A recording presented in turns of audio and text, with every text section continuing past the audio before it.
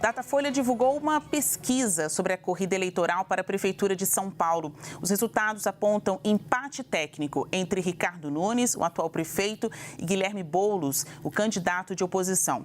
Boulos aparece com 30% das intenções de voto e o atual prefeito, Ricardo Nunes, aparece com 29%, muito próximos. Um empate técnico dentro da margem de erro.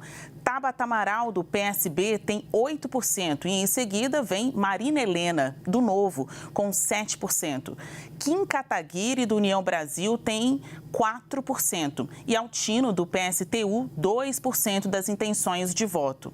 Brancos e nulos são 14% e 6% não sabem em quem votar. A pesquisa Datafolha foi registrada na Justiça Eleitoral de São Paulo e ouviu 1.090 eleitores nos dias 7 e 8 de março.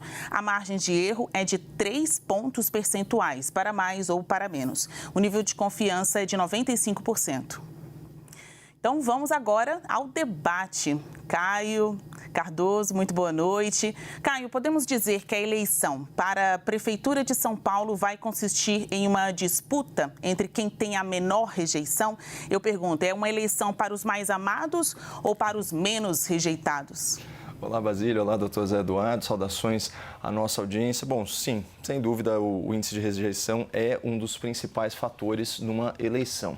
E, segundo esse último Datafolha, a rejeição a Guilherme Boulos, que é um militante radical da esquerda, supera a do seu principal concorrente em 8 pontos percentuais. Então, é uma diferença que pode ser decisiva numa disputa tão acirrada. Mas, antes de endereçar a questão em debate com maior profundidade, eu acho imprescindível alertar o público sobre a disseminação de fake news por parte do Guilherme Boulos e da sua equipe. O Instituto Datafolha, nessa última pesquisa de intenção de voto para o primeiro turno, considerou 3 cenários distintos. Em todos eles, verificou-se empate técnico entre o atual prefeito, Ricardo Nunes, e o próprio Guilherme Boulos. Segundo a Folha, aspas, Boulos e Nunes aparecem na liderança, isolados dos demais candidatos, com, respectivamente, 30% a 29%, como vimos no enunciado, 29% a 30% ou ambos com 33%. Ou seja, em um cenário ganha o prefeito, em outro cenário ganha o seu adversário e num terceiro cenário há empate. Contudo, considerando a margem de erro, os 2 pré-candidatos estão tecnicamente empatados em todas as situações pesquisadas. E aqui tem uma complicação para o candidato da extrema esquerda. Em relação à pesquisa anterior, cresceu 5% a rejeição a Guilherme Boulos e aumentaram as intenções de voto para o Ricardo Nunes, 5% ou mais, a depender dos cenários. Ou seja, o Boulos está sim empatado com o prefeito, mas com tendência de queda. Está perdendo cada vez mais terreno.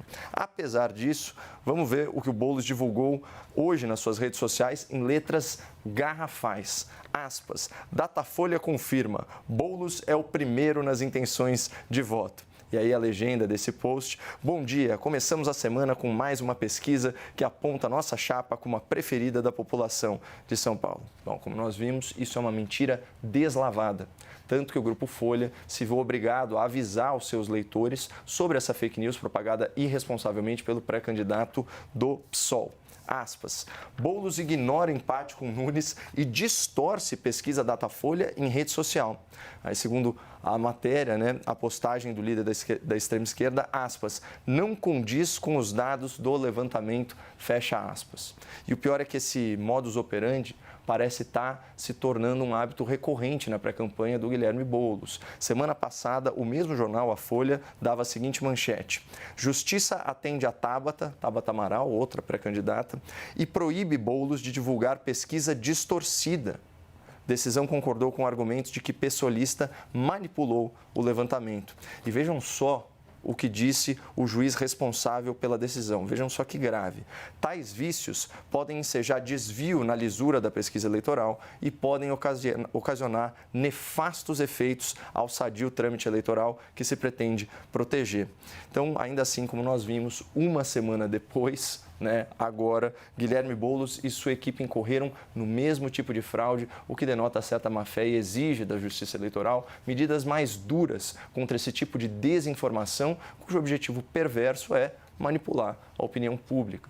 Então, para o bem da democracia, a gente torce para que qualquer tentativa de distorcer o resultado das eleições, das pesquisas eleitorais, prejudique a própria campanha mentirosa e aumente ainda mais a rejeição ao respectivo candidato.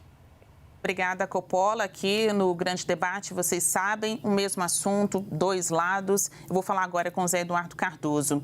Cardoso, se eles estão empatados, dá para dizer que essa pesquisa deu uma boa notícia para quem? A gente está falando que a disputa consiste entre um embate entre quem tem a menor rejeição, são os mais amados ou são os menos rejeitados que vão ganhar essa? Olá, Basília. Olá, Caio. Eu, sinceramente, acho que a pesquisa é importante para ir balizando a opinião pública, para balizar a postura dos candidatos. Surgem as guerras de versões que são naturais na política. Agora, é muito cedo ainda para se fazer cogitações. Nós estamos há meses da eleição, claro.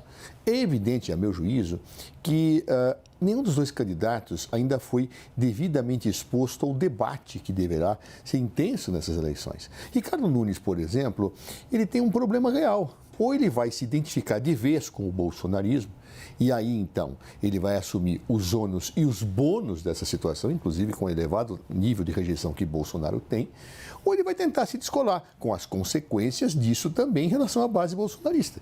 Esse é um dilema que Ricardo Nunes vai ter que enfrentar e não vai conseguir governar em cima do muro a sua campanha eleitoral sem definir de que lado exatamente ele está. Por outro lado, Boulos, que já teve todo um conjunto de exposições anteriores, ele também tende a receber ataques e vai atacar. É tudo muito cedo. A pergunta que se coloca é: haverá espaço para uma terceira via, como aquelas que estão colocadas muito lá embaixo hoje? Pode acontecer. Eu acho que a tendência é não acontecer, de se repetir uma polarização neste ano que está se evidenciando na conjuntura. De um lado, um candidato de esquerda, do outro lado, um candidato de direita, representando as forças políticas que digladiaram em âmbito nacional nas últimas eleições. Eu acho que provavelmente, mas isso não é uma afirmação, é uma análise momentânea, não haverá espaço para uma terceira via. E qual a consequência disto? A consequência é que o quadro vai se resolver só daqui a alguns meses, é impossível saber.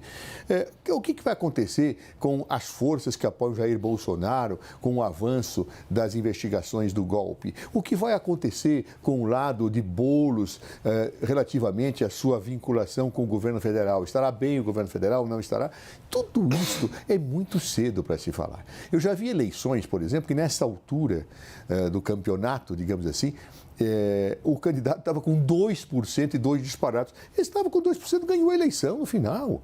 Então, atualmente, as pesquisas são importantes como forma de referência, como formas de balizamento, da reflexão, de correção de rumos, de disputas de discursos. Agora, sinceramente, é muito cedo para tirar disso qualquer lição em relação a quem vai vencer, a quem vai perder, se vai ter alguma terceira via crescendo, se não vai, se vai aumentar a rejeição, se não vai, de Boulos e do atual prefeito de São Paulo. Não, o fato é verdadeiro. Se for uma eleição polarizada, a rejeição pesa muito. Claro, e os candidatos têm que ter preocupação de diminuir a rejeição, mas nem sempre está no poder das candidaturas conseguir isso. Portanto, muito cedo para qualquer prognóstico. Olha, essa pesquisa tem vários recortes, a gente está mostrando aqui alguns dos principais e tem um rastro, um cheirinho aí de polarização. A pesquisa Datafolha indica, por exemplo, que Guilherme Boulos vence entre os eleitores mais jovens e ricos, enquanto Ricardo Nunes leva vantagem entre os mais velhos e com menor renda, né? Cada um com seu polo.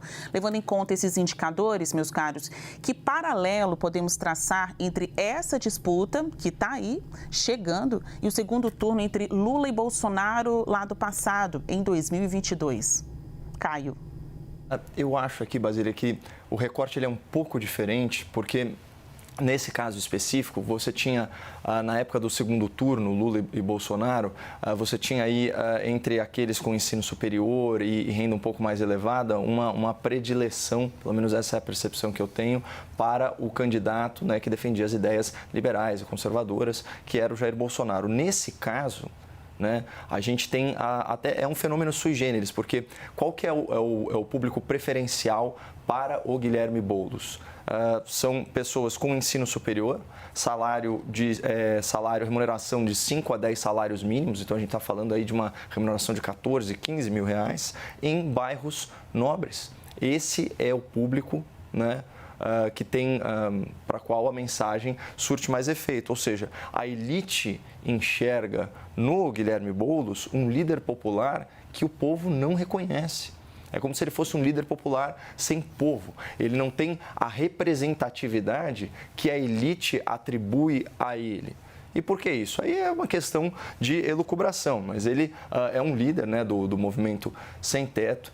E quando a gente para pensar no paulistano médio, no trabalhador, quando esse paulistano ele deseja enfim, encontrar um lugar para morar ou adquirir um imóvel, ele não tem aí entre as suas opções viáveis, né, a invasão de terrenos. Então, a principal atividade pela qual o pré-candidato Guilherme Boulos se notabilizou não encontra todo esse eco na população.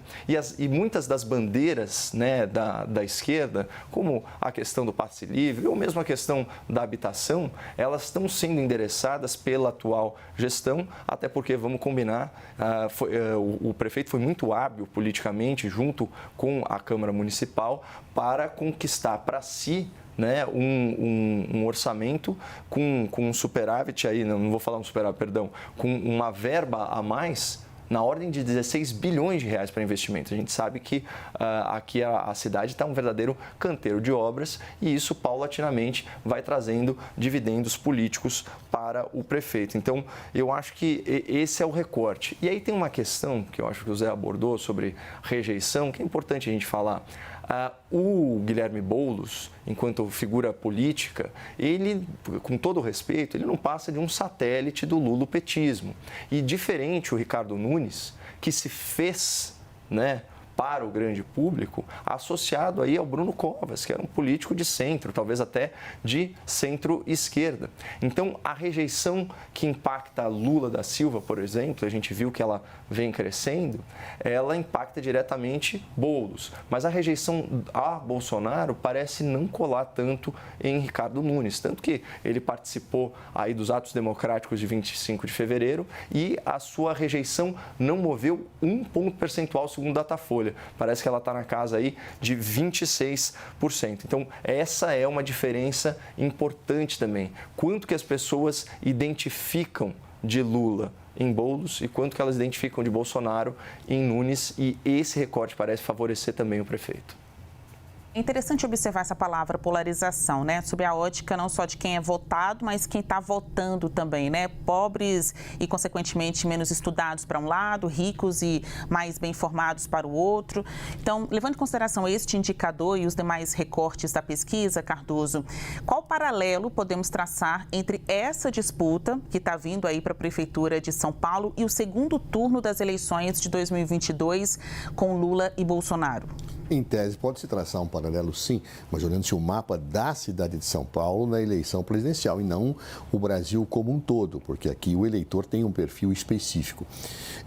Eu discordo, cai na análise que ele faz, porque se fosse correta a análise que ele firmou aqui, o Boulos estaria lá embaixo nas pesquisas. Não é isso, é empate técnico. Rigorosamente empate técnico, ou seja, Boulos não está sendo absolutamente rejeitado pela população e dentro de uma campanha vitoriosa do atual prefeito. Não, eu acho que existem explicações que mostram essa situação. O prefeito, ele tem um enraizamento em bairros populares maior por ser prefeito, por ter um número de vereadores que está com ele. A campanha ainda não começou. Ou seja, tudo ainda vai se deslocar. Os vices ainda não foram definidos. A Boulos tem uma vice que tem forte penetração na periferia, que é Marta Suplicy, e que pode virar muito para esta chapa a votação. Então, ainda nada começou. Não dá para se fazer análises de acordo com os nossos desejos, mas de acordo com os fatos. O Caio tem o seu desejo, eu tenho o meu, mas os fatos são os fatos. Falta muito ainda para que as coisas se desdobrem, muita água vai rolar.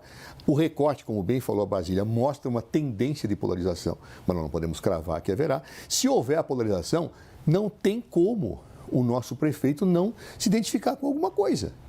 Na polarização, você se identifica com um dos polos. E o único polo que ele tem para caminhar é Bolsonaro. Vai assumir a rejeição de Bolsonaro, que eu não sei, quando for a eleição, se vai ser maior ou menor que a atual. Boulos já tem uma identificação com o Luiz Inácio Lula da Silva, não por ser um satélite de Lula, não. Porque Boulos sempre teve a sua carreira em outro partido, inclusive disputando postos e políticas com o PT. Criticando, às vezes apoiando, ou seja, ele não é um satélite, ele é uma personalidade política própria, que hoje tem o apoio do PT, como também haverá de ter, o seu Ricardo Nunes, um apoio do Bolsonaro. Ou seja, se houver uma polarização, os polos vão assumir a disputa e não há como fugir disso. Não haverá como Ricardo Nunes fugir da rejeição de Bolsonaro, como eventualmente Boulos fugir de qualquer situação que atinja Luiz Inácio Lula da Silva. Portanto, é muito, mas muito cedo ainda, embora a pesquisa, efetivamente, como disse a Basília, mostre uma tendência efetivamente a situação de polarização. Se houvesse tendência de polarização, aqueles votos que estão colocados para candidatos que não têm chance vão reverter para um lado ou para o outro. Isso não é automático na linha ideológica, não. Eu posso ter, por exemplo, gente que vota no Kim Kataguiri e que não vai apoiar o Ricardo Nunes. É possível? É impossível. Na Tabata, a maior parte vai apoiar o Boulos? Não sei.